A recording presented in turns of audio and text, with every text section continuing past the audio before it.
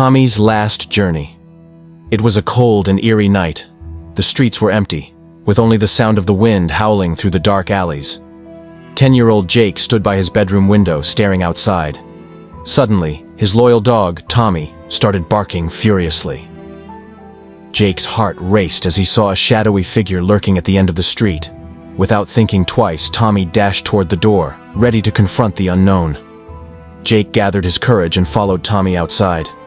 Down the street was an old, abandoned shop that had been closed for years.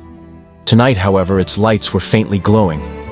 Tommy moved cautiously towards it, and Jake hesitantly followed. The street was eerily silent, except for the low growls coming from Tommy. Jake slowly pushed open the door. The inside was covered in dust, filled with broken furniture and cobwebs. But then, he heard something. A low, ragged breathing sound coming from the dark corner. Tommy barked furiously and rushed towards it. Jake's hands trembled as he stepped closer, his heartbeat pounding in his ears. In the corner, Jake saw a frail man, hunched over, his clothes tattered and his face pale.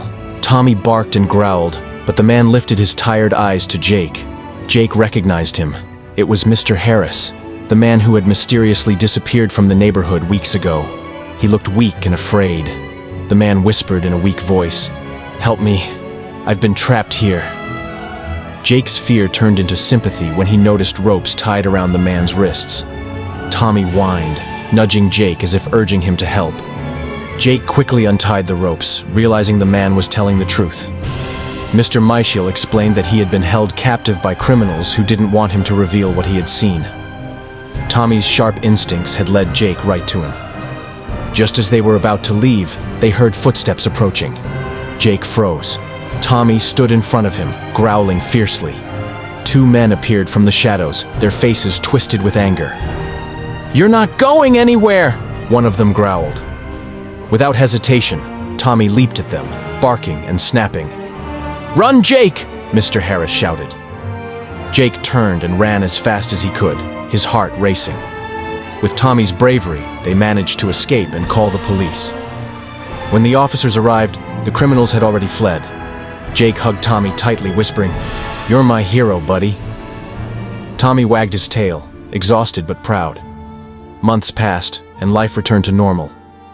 But one day, Tommy suddenly fell ill. The vet said he had grown old, and there was nothing they could do.